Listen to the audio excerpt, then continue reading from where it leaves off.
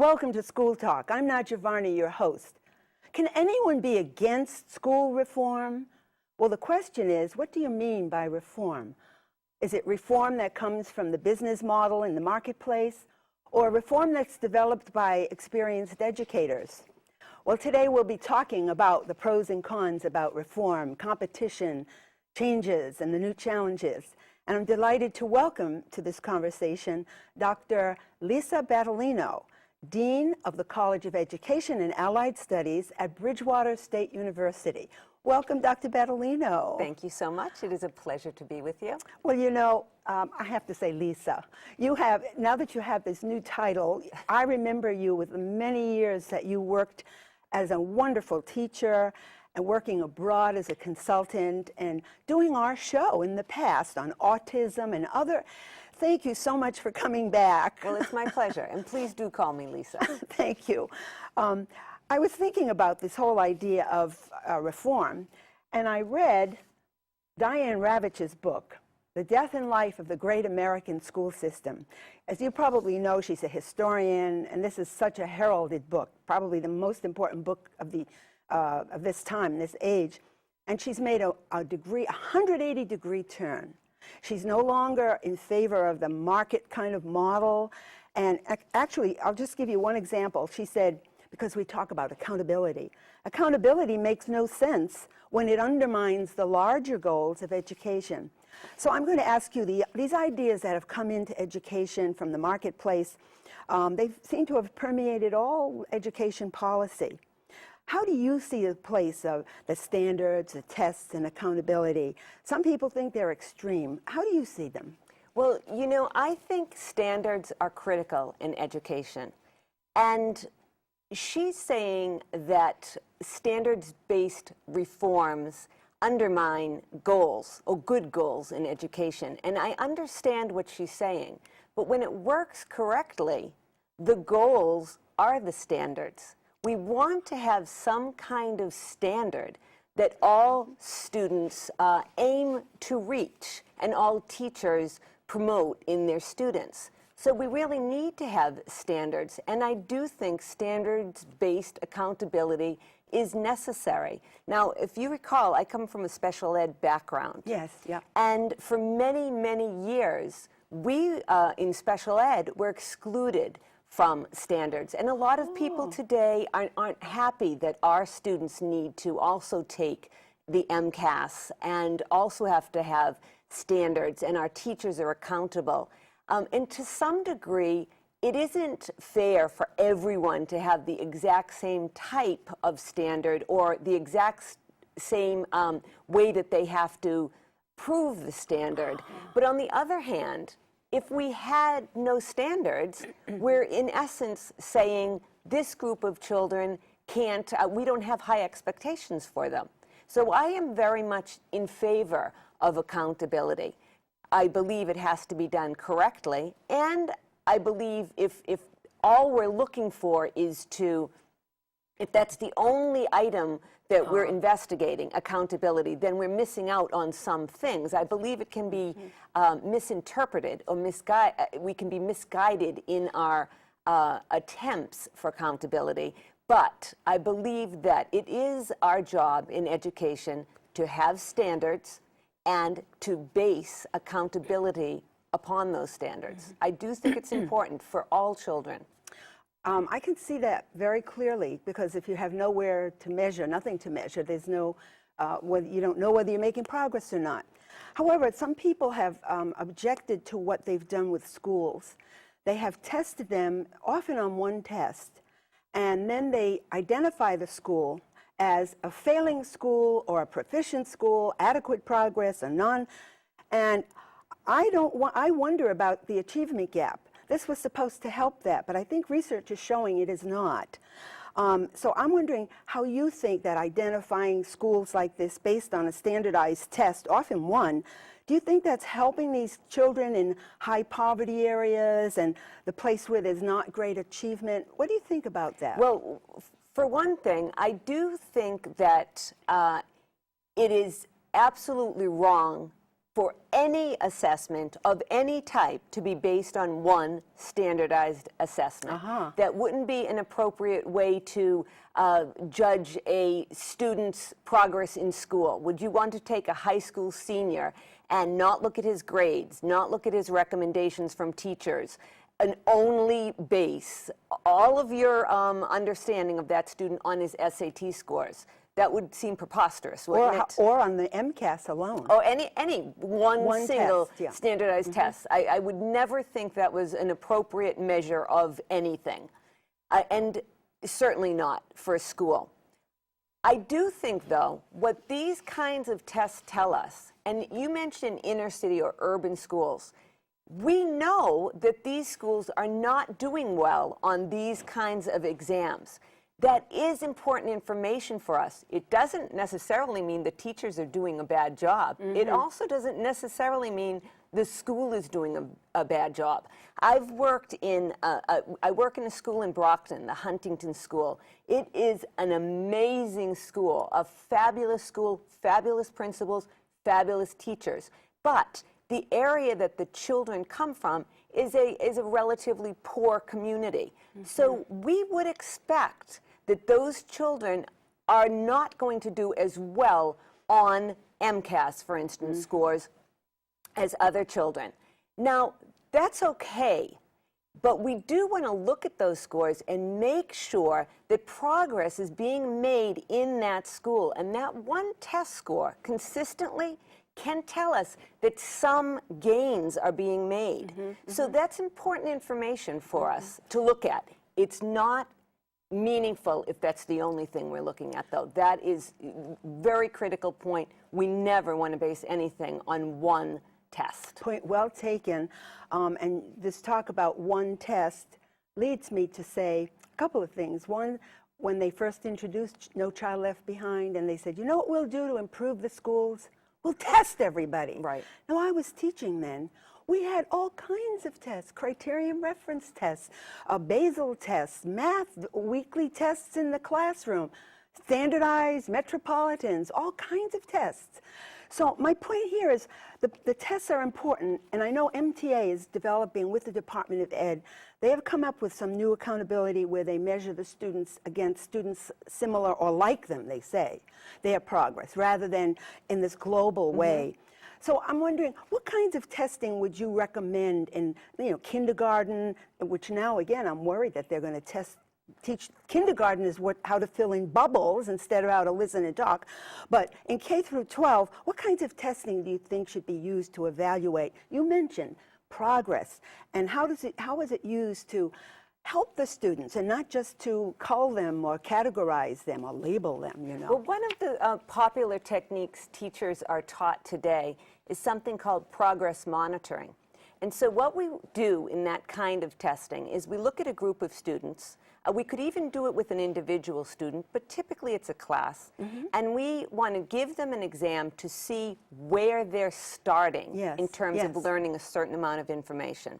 So we'll gather that data, see where they're at. We can also look at it and determine what's missing here. What are the pieces that they don't understand of the given topic? And then give instruction to assist them in developing that knowledge base.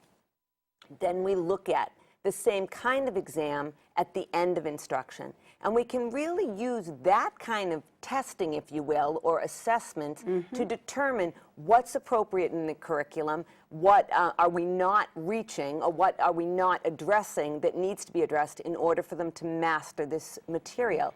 And that's a good way to test students. Do you think that kindergartners and preschoolers should be tested? Testing is... Or assessment would probably be the better word. Assessment is a better word. But yes, I think that it's our goal, it's our mission and an important part of our duties as teachers and principals and administrators to make sure we can figure out, we can identify what the appropriate curriculum is, identify where the children are at, and teach them what we need to teach them in order for them to master the curriculum, or at least attempt to master it. And then, again, assess how well we did our job and how well they were able to learn the material. So that kind of assessment should be every part of instruction in every grade. Now, it never has to be a standardized test. Standardized tests are used because they are very convenient, and we can look at a huge number of students and come up with a lot of information about that huge group. So we can look at 10,000 first graders and say the average first grader can read, 5-letter words, if you will. And so then we can take that information and look what would fall below that, what would fall above that, what does that mean for our population. So standardized testing does give us good information, but it's only one little piece of assessment. Assessment should look at students in a variety of different ways. And tests, it kind of has a negative connotation. I don't want to ever have to take a test again. Do you? Do you? Well, I'm tested every time I show up here. I've got to come up with questions, whether it's on education or psychology. But we're lifelong learners, but the tests come in a different way. And they are high stakes, because if I don't have good questions for my guests, right. I'm off. But we are tested in a much more natural way. And I think that's what troubles me a little bit about the large testing, because I remember Jeanette Veitch, a famous writer in reading. I was a reading specialist. And she said there is, in fact, a group of one. And, as long as then when we have 10,000 people and we're trying to say, it's a crazy thing. It's a statistical mark called average, but you don't have a child that would fit into that. But I see your point. Your whole theme here, the way you've couched this, makes a lot of sense to me, because you're looking at the student and you're not just focusing on, well, let's send to Washington the scores, or let's close down this school. To me, it sounds that you're focusing on the students, their progress. What can we do to help them? I could ask you before we go to the break here, doesn't that, your point of view, doesn't that tell us that we need to have more resource or money when we find a group of children in this inner city, in Brockton or wherever, that needs help, and we go, oh, now what do we do? Well, that's an excellent question, and it's also an excellent observation. I am not so concerned about the amount of testing and the amount of accountability that we are putting on our teachers and our schools. I am concerned about that. I believe it's an issue. But when the issue of the disparity between middle-class communities and urban communities is brought to light, that is a good thing, because we want to even the playing field whenever we can. It is to the advantage of everyone in the United States for every child to receive a proper education. And we now know, we've thought it for a long time, but for sure we know that we are not doing as well with our inner city children. And there are other issues other than just inner city. We have differences in how racial groups perform on these kinds of school activities. This says we aren't doing everything perfect in school, and we can improve. And if it highlights the areas that we need improvement, this is a good thing. Yeah, I can understand that, because so much of what really happens after we find this out depends on Washington, states, local funding, because I don't know, I'm trying to be very honest. For years, I've known everybody's known where to go, where you're going to have difficult students, and where to go teach if you want to have an easier job with very well prepared. But now we have the documentation, as you said, and it speaks to all America. And we have to take a break now, but stay with us. There's lots more to talk about. We'll be right back. My life is full of statistics. Thing is, I could have dropped out of school and become one myself, but I didn't, because I had people that believed in me. Here's another statistic. 7,000 students drop out every school day. That's one every 26 seconds. It's time that students know that we believe in them. Inspire a student and share your message of support at boostup.org. Dr. Bertolino, Lisa, my friend, one of my favorite educators, especially now that you're the Dean of the College of Education and Allied Studies here at Bridgewater State College. It's about time. I think you're doing a wonderful job. Just a little note here, because I have appreciation for you taking time to come today. I appreciate it.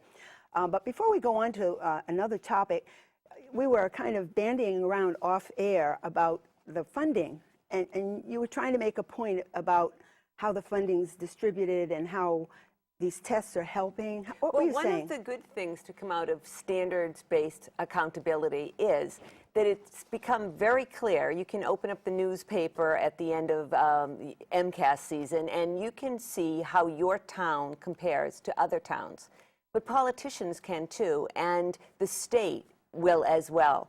So it has enabled some towns to gain funding, much needed funding, to support their work. So although we'll use Brockton again, Brockton or New Bedford or Boston may have some areas where their students are scoring poorly on these kinds of exams as a group, they are getting a lot of attention. They are getting funding.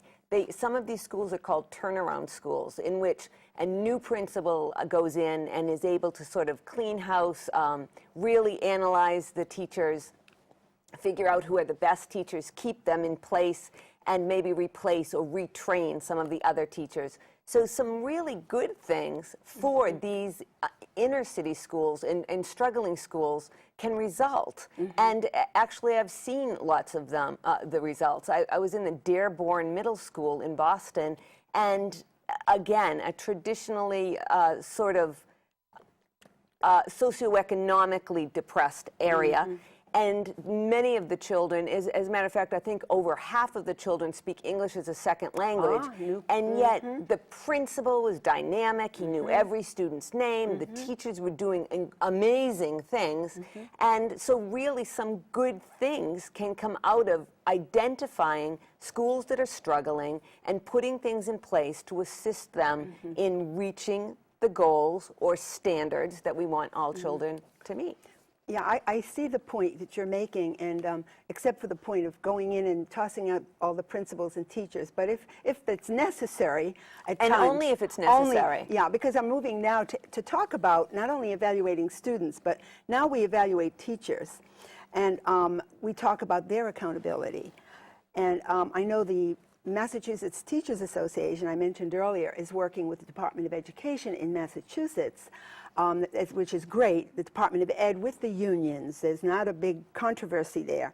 And by the way, Massachusetts is #1 in the country. So it's great to know that, and they work with unions. Just a little plug for teachers who believe in unions. But should teachers be evaluated? Here's a very direct question.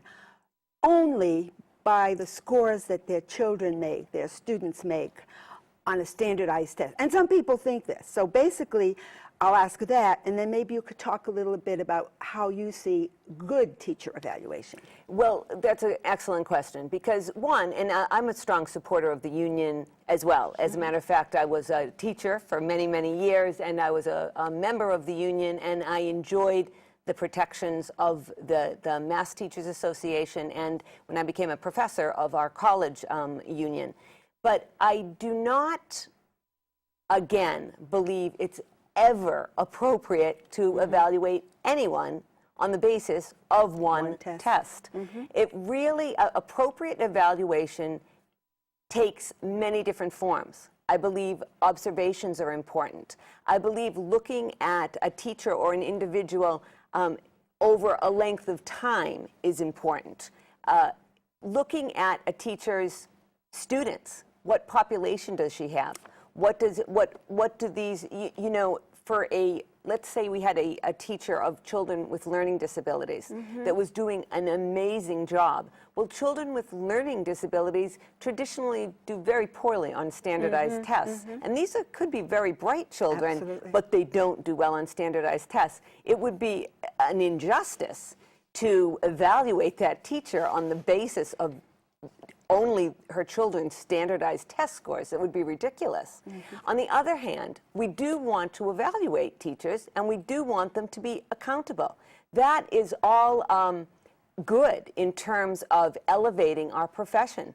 We want to be accountable. That's a good thing, but it should be done in an appropriate manner. And you are correct. A lot of people misunderstand assessment, although they would not want to be judged on the basis of one test either. Sometimes it seems like an easy solution for judging other people or for judging teachers. It certainly would not be appropriate ever to base any kind of assessment on one exam. There's another little parenthesis that just popped into my head, and that is there are so many people who say, kids today and students, they don't take responsibility for their own lives and their learning. And yet, and I hear it's coming to the colleges too, if the students are not making great progress, they blame it on the teacher. And we'll get rid of that teacher, or we'll see what she's doing wrong. But there does come a time, especially in the upper grades, you know, high school and college, where there has to be a balance, in my opinion, just editorializing here, where students have to take the responsibility too, because, you know, there are students who just, for whatever reasons, they're not going to do their best that year. Well, I think it is important to empower students. But I think to blame students that are complaining that their teachers aren't helping them or they're not getting enough services from schools, to blame students, in my opinion, most of the time is blaming the victim. If a student is complaining, saying my teachers don't help me, I don't get enough help, to me that's a good red flag that they need some help. Well, you're talking now about the responsible student, and I'm just saying about it's very difficult for the irresponsible student who doesn't give a care and, you know, sits in the back of the room, and yet his scores are going to reflect on the teacher. Anyway, I want to move on even beyond that, because what we're talking about is a good teacher and engaging students, as you said, and meeting their needs. And yet, teachers are complaining, even teachers that I know that taught for me when I was a head teacher, they're feeling that there's no place for them to be creative anymore. They want to teach critical thinking and higher level thinking and be creative. So now we have the Common Core curriculum. There are certain standards again. Are teachers being prepared here at the college and elsewhere so they can be creative and teach higher level thinking without jeopardizing you know, how they're going to do on tests? It's kind of a balancing act, I think. It certainly is, but teachers are not going to be successful assisting students in reaching their goals if they're not creative. We really have to be creative and make learning meaningful for children. Today, we certainly can't get away with a teacher-centered approach and expect our students that are immersed in a technology-rich environment 24 hours a day to appreciate instruction. We really have to be creative in how we teach, and children now are learning in a different way. So we want to reach out to them, figure out new ways, and figure out ways to interact. And I hate to go back to your prior subject, but talking about the student in the back of the class that doesn't take ownership for his or her own learning, there are difficult students, but it is our job as teachers to reach out and get to each of those students.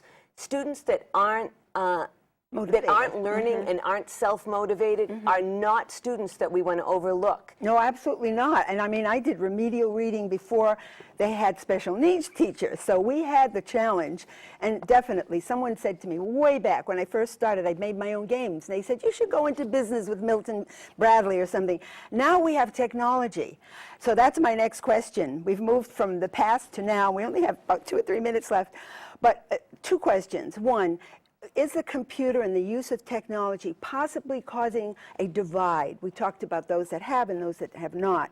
And secondly, is it being, the use of computer and technology, is it being incorporated into all levels, in all subjects now? It is, and maybe not in every school, in every classroom, in every subject, but in every school, technology is used in a variety of different ways. Needless to say, the more creative, inventive, resourceful teachers are using it in the best ways.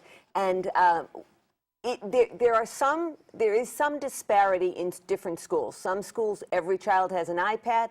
Some schools, no children have iPads yet. But that is rapidly changing. And teachers, we are certainly preparing our teachers to be part of the new world of teaching. And more important than a new way of teaching is it's a new way of learning. Students have the information that they have access to. They don't need a teacher to give it all to them. They can look up most information in seconds. But teachers have to facilitate creative ways of thinking about that information. Well, we only have about a minute left, and I was going to tell a story, which I will tell very quickly. A little girl came to me, and she said, I had to do a paper, and I don't have a computer, and I got a D, because she tried to hand. And so she went to the professor and said, we're not well off, and could I can go to the library and get this all, and she got an A. So that was a sensitive teacher who listened, and a self-motivated student who went to the teacher. And in closing, I'm just going to ask you, I'm afraid I've shown some of my frustrations in education, but do you have anything that's your frustration or disappointment, or something that gives you hope for optimism? I don't have big frustrations. I would like us to be able to have every child own an iPad and be immersed in the technology that's available to some districts right now. That's a little bit of a frustration, but I believe that will happen quickly. But the opposite, what I feel very good about is the interest that so many people have in education. I see great promise for us. I know that we, as a country, are addressing our areas of need, and we're going to do great things together to educate American children. Well, thank you, and your presence here is helping, because we still are the only ongoing talk show about education in the country. So thank you for your great contribution. I enjoyed it so much. I did too. And I have to turn to our audience, and I'm going to end by quoting from this wonderful book by Diane Ravitch, The Death and Life of the Great American School System. If it's at your library, please get it. She says, we must preserve American public education because it so intimately is connected to our concepts of citizenship, democracy, and the promise of an American life, end quote. That takes all of us to keep learning and to keep engaging in school talk.